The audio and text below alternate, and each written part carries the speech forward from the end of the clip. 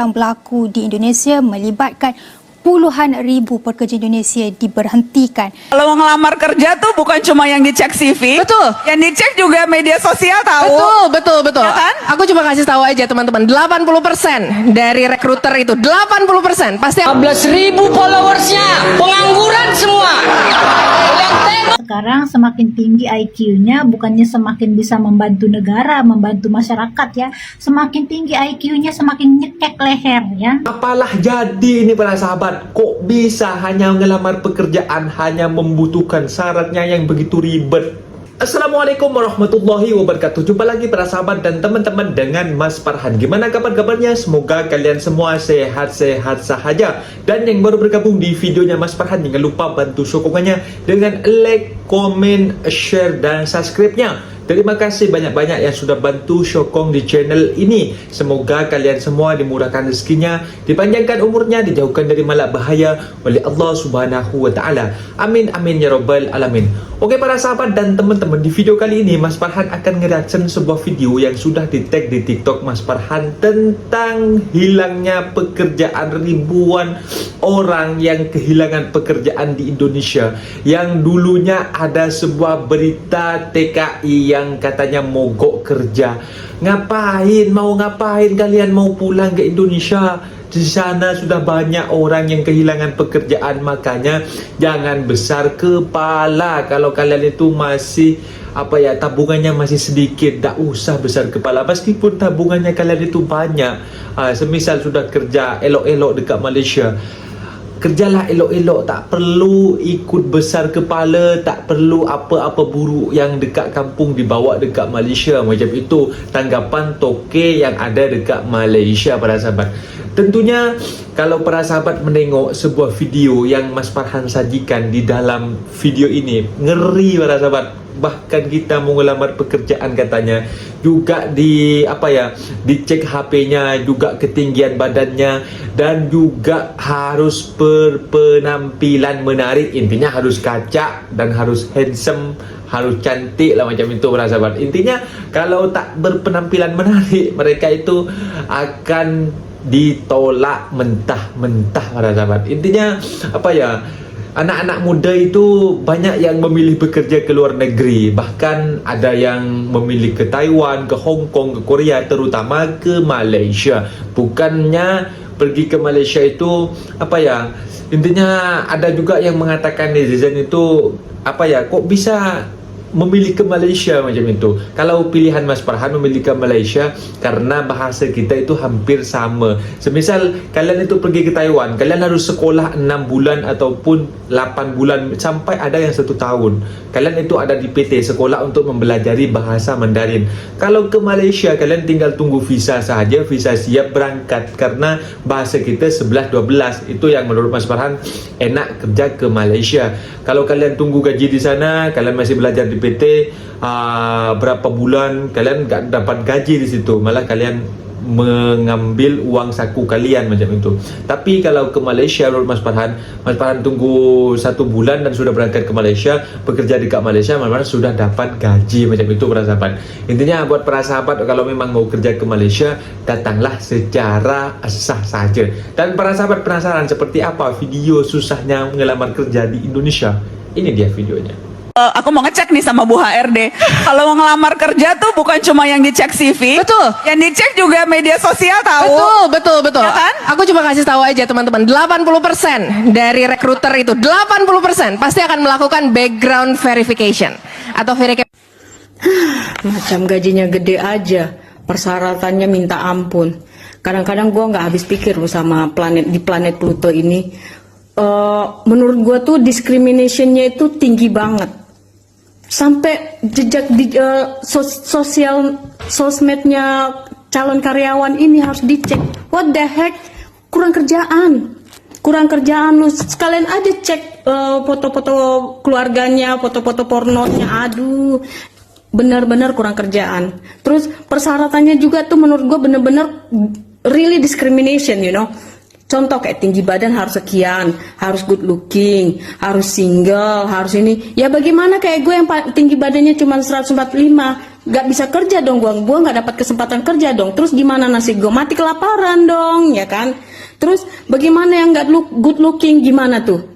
Terus mereka gak butuh makan, gak butuh kerja, terus kehidupan mereka gimana? Jadi gelandangan atau jadi pengemis? Ya so that's why di Indonesia tuh banyak banget orang miskin. Karena untuk persyaratan untuk mendapatkan pekerjaan ini susah banget. Terlalu aneh-aneh, terlalu ngading-ngading kalau aku bilang. Sementara ya sepengalaman aku di Denmark ini waktu aku ngelamar kerja, aku masukkan CV aku, habis itu aku diinterview. Waktu diinterview tanyanya apa? Kamu bisa kerja dari jam berapa ke jam berapa? Itu punya anak? Ya aku punya anak. Anak aku sekarang ada di kindergarten. Oke, gitu. Kalau weekend gimana? Ya aku weekend harus di rumah kan aku punya anak. Oke. Gitu kan? Sesimpel itu guys. Gak ada yang aneh-aneh. Terus dia bilang ya oke, mulai kapan kamu mau kerja di sini? Aku bilang kapan aja perusahaan ini butuh aku. Enak kan? Kalau di Indonesia mah kagak ada itu. Udah nanti harus begini, harus ini, harus seksi, harus ini. Aduh, lu mau kerja aja ribet banget. So that's why padahal banyak ya di planet Pluto itu wanita-wanita yang di atas umur 30 itu masih banyak tenaga, masih kuat, sehat, waras, mau kerja tapi kesempatan kagak ada karena discrimination itu. So that's why banyak banget rakyat miskin. Makanya Indonesia itu selalu subsidi karena itu. Coba kalau rakyatnya udah kaya semua nggak bakalan mau mereka disubsidi, sumpah aja. Subsidi itu kan kayak ngemis gitu kan. Gitu. Ya bagaimana? Untuk mendapatkan kerjaan susah banget. Info lowongan kerja. Penempatan Malaysia gaji 7 juta minimal ijazah SD. Penempatan Singapura gaji 10 juta minimal ijazah SMP. Penempatan Korea Selatan gaji 20 juta minimal ijazah SMA. Penempatan Amerika Serikat gaji 60 juta minimal ijazah SMA dan punya skill. Spesial informasi. Penempatan Negeri Konoha persyaratan ijazah minimal S1, S2, S3, S4, S5, S-Teler, mampu mengendalikan api, air, udara, dan setara dengan avatar, memiliki kapak naga geni 212, berpenampilan menarik yang muka pas-pasan, maaf belum ada lowongan, memiliki kedekatan batin dengan alam gaib, bisa membaca pikiran pemimpin perusahaan, mampu mengendarai jet tempur, tank kapal selam dan tronton, berusia maksimal 35 tahun, berpengalaman kerja minimal 35 tahun di bidang antariksa, gaji 2 juta, dipotong pajak, absen kasbon dan lain-lain. Apabila Bapak Ibu telah bekerja dalam kurun waktu 10 tahun, akan mendapatkan reward yang setinggi-tingginya berupa pujian dan tanda terima kasih. Yaitu keputusan. Angel, Konoha. Banget cari kerjaannya. Gak usah jauh-jauh pak. Suami saya dia lulusan ITB pak. Nih ya, lulusan ITB pak ya. Umurnya sekarang udah 38, jarak 39 tahun. Susah banget nyari kerjanya pak. Kalau prestasi gak usah diraguin lagi deh pak. Sama kok, sama kayak menantu bapak. Lulus ke Pennsylvania ya, USA. Sama pak, suami saya juga loh. Tapi gak diambil pak. Tuh, Bapak pikir orang-orang yang umur 30 tahun ke atas itu udah jompo, udah gak bisa kerja lagi? Enggak pak, gimana kalau putusan MK itu ubah aja RUU ketenaga kerjaan. Oh, sama satu lagi, gaji. Nah, gimana kalau gajinya itu diubah pak, dari sebulan sekali berubah menjadi 3 kali dalam sebulan. Pasti semua senang, rakyat pun tenang. Baik, pada jam ini kita masih lagi dalam perkembangan yang sama yang mana kita akan melihat dengan lebih detail tentang krisis yang kini sedang berlaku di Indonesia melibatkan puluhan ribu pekerja Indonesia diberhentikan. Baik, menurut KSPI iaitu Parti Buruh dan Konfederasi Serikat Pekerja Indonesia mencatatkan setakat ini 60,000 orang telah pun diberhentikan kerja yang meliputi sejumlah 50 syarikat. Data ini sangat mengejutkan kerana hanya setakat ini 60,000 orang Tapi ia hanya berlaku dalam 2 bulan, iaitu Januari, Februari tahun ini, 2025. Baik, kita lihat pula dari pecahan pekerja yang terjejas. Paling pengurangan pekerja yang agak ketara ialah PT Karya Mitra Budi Sentosa yang menunjukkan seramai 10,000 pekerja diberhentikan, manakala untuk PT Danbi International dan juga PT New Era serta PT Yuhong Novatex masing-masing mencatatkan 2,000 pekerja diberhentikan setakat ini. Manakala syarikat-syarikat lain iaitu PT Editech Cakra Widyata, juga PT Duta Cepat Pakar Perkasa dan PT Dupatex masing-masing juga mencatatkan pengurangan yang agak ketara, iaitu 500 hingga 1,500 orang. Baik, itu adalah dari segi pecahan pekerja terjejas.